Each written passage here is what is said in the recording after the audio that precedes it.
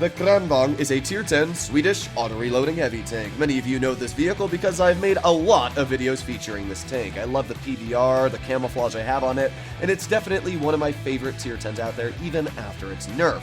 However, the Emil II is also one of my favorites out there. Why? Well, it's basically everything about the Kranvang just brought down one tier. Its turret armor is really the big weakness that a lot of people try pinning and saying this tank isn't great on, but to be honest, it still carries the same gun. It's got, yes, worse penetration. Its standard pen is 265, which isn't bad, but the premium at 330, yeah, it's quite a bit worse. It's 44 millimeters worse than the tier 10. But the thing about the Emil II that's great is that you only lose 73 damage per minute when getting up to the tier 10.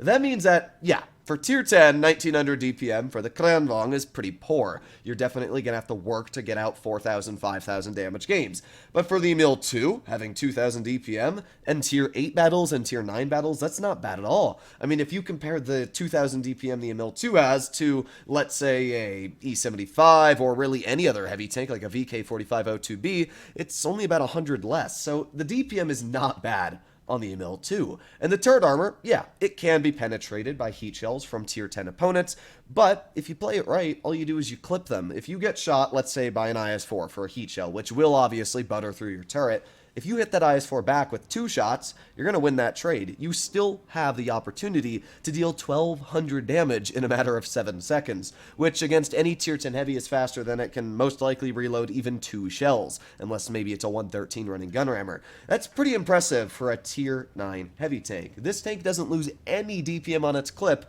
compared to the tier 10. So that's one thing I love about the Emil II. Also, the tank just looks really nice, especially with PBR. So let's see what we can do here. Obviously, with speed boost, this tank is actually quite mobile. You'll notice even the 60 TP and VK72 I am stripping. So first thing I'm going to do is get into this base and start capturing it because that is quite an important thing. Hopefully my mediums over there, which we do have 4 of, are going to be able to do their job against the 3 on the enemy team. What do we have up against us as heavies? We got a VK90, we've got a 57 heavy, a E100, oh boy, that's not very fun. So they got a pretty strong heavy lineup, but I guess we'll find out how that works for us, all right? I'm going to keep pushing up, keep going, keep going, keep going. 57 heavy is definitely one of the bigger threats. Oh, okay, well, maybe they're not going this way. That's weird.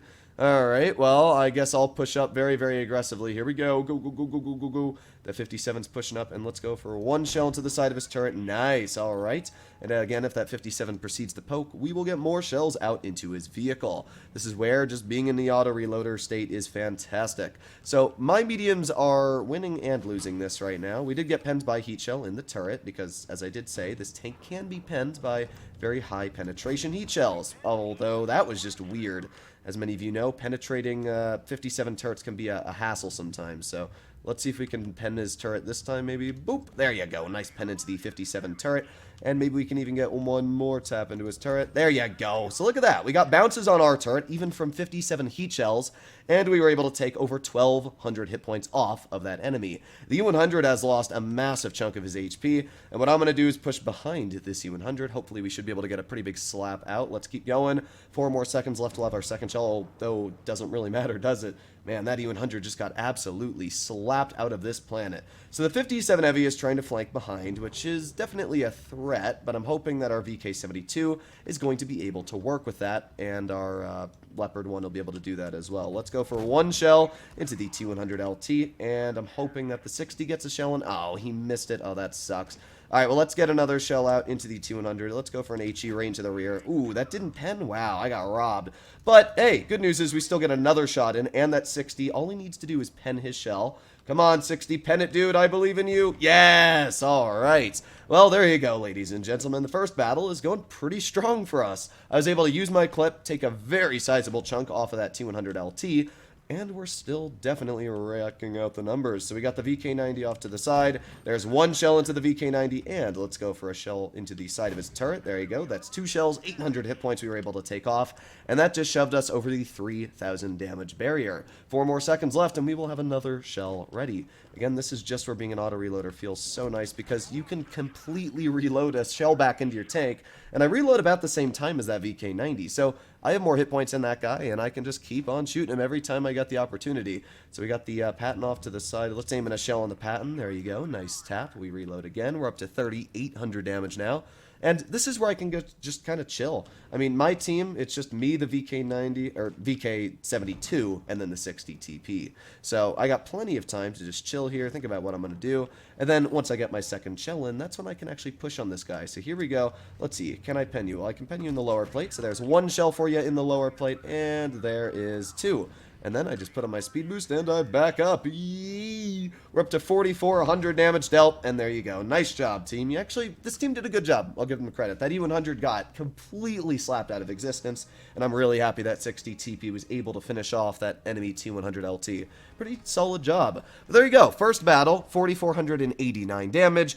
Top on the team, and I will give these two players effective player because we definitely would have lost the battle if they had not cleared that enemy E100 Jakey the best. So, now we're going to play another battle in the Emil II and see if it goes just as well. And I just want to point out, that was a tier 10 game. I was fighting vehicles like the 57 Heavy, the VK90, even that T100 LT, as if I was in a tier 10. And as I said, that's just because the turret works. I mean, sure, you can pen it, but as you saw, that 57 Heavy who was shooting right at my turret bounced it twice with even 340 millimeters of heat pen if the guy was running vents, which I don't know why you would, but that would be my guess to why I got bounces there, because when you're fully hulled down, the turret's about 340 thick, so it would make sense that you can bounce shells fully hulled down against him running vents. I don't know why you do that. Here we are in our second battle. This time, we are in a much better matchup up against tier 8 opponents. This is where the Emil II feels even stronger, because now the turret armor that is penetrable to most tanks isn't really penetrable. So we're going to see what we can do. Put on my speed boost and get in the position, obviously driving towards base C. Now I could push into the dip, but as I always say, I don't like doing it. Even if you're in a hull down tank like this, the mediums can shoot you across on the side if your mediums don't do their job, and as well, you can just be rushed. I don't really enjoy it. So if somebody wants to push into that dip, that is completely fine with me, but I can tell you for a fact, I will not be the one doing it. We got one shell to that WZ-111. There you go, 2 shells, and with that, that is 800 hit points. We just took off of a tier 9, and now we reload. I mean, that's just what being an auto-reloader feels like. So here we go, 2 more seconds, and we can poke this again. I mean, if somebody wants to poke it and lose 400 health, they will. Here's a fun fact about the Emil II and the Krandvong, is that you actually gain DPM when you're using this tank as a single shot than a auto-reloader. That's one thing I bet a lot of you did not know. So there goes the WZ-111 again. There's one shell in, and that guy is stock, I've just realized. We also got the Emil 1951 over here. Get a nice tap into that guy. So we've already done 1,700 damage. We've lost a little bit of health, about 500, but definitely worth the trade. Although my VK168 is clearly a little brain dead. I don't know what that guy thought was going to happen there. So we got the Emil 1951 off to the side, who I definitely want to shoot at, but I'm also waiting for my clip, so come on, get my second shell in. Nice. All right, there you go. There's one shell into the Emil 1951, and 2. I was hoping that was going to be a second pen. Oh well, we're still fine. We've done a decent chunk of damage so far. But oh boy, look at my team throwing the game. As I said, pushing into the dip is basically a big fat L. And that's what my team is trying to do right now, is give me a big fat L. I'm going to back up before I bleed anymore. I don't know. I guess, what do you mean VK? Oh my god, this team. Well, one thing I will always say is you can't win against stupidity. And this battle, yeah, I mean, you've seen what my team's doing. There's not much else to say. So maybe we can get a shell into like the prototype, but there goes my boss Chatillon, who got cleared by the waffle. So it's just me and a one-shot KV-4 against the entire world. That's very, very fun. Well, there's one shell into the waffle, and well, there's the Emil 1951 over here. And there goes my teammate. Yay! What a fun battle this one was. No, it wasn't. I lied. This battle was terrible. I don't even know what to say about the team. Well, let's go for a shot into the Emil. We hit the edge of his turret, so we ended up bouncing him. Right now, I'm going to focus a little bit more on clearing this waffle. We're not going to win this, but at least it's worth a shot. So here we go. Let me push over here with my speed boost, and let's see if we can get a shot in. There you go. There's one tap, and let's go for also tap into the Pantera. There you go. And now we just got to push on to the Waffenträger. Here we go, turn, and fire. Well, at least we got the clear out. I mean, we did our job. That's really all there is to say about this game. I tried the best I could, and yeah, that's about it. All right, reload, and come on, we can get one shell out. Nice. All right, well, we got a big fire out. We did 633 on that player. It does hurt me a lot to watch my team throw away what is an incredibly easy win. I mean, this game was just sad to watch. 3,700 damage, and oh boy, I don't know why this guy thought it would be a smart decision. Well, never mind. Well, there you go, ladies and gentlemen. The Emil II is a very strong tank, and you can see even in a battle like that, when your team completely falls apart, you can still do very well. It's kind of funny to me, though, how tier 10 battle, easy win, because my teammates know how to play, but tier 8, oof, that was a weird battle to watch. Either way, hopefully you enjoyed today's video, and yeah, Emil II, still definitely one of my favorite tier 9s. Other than that, I'll be seeing you in the next one. Bye-bye.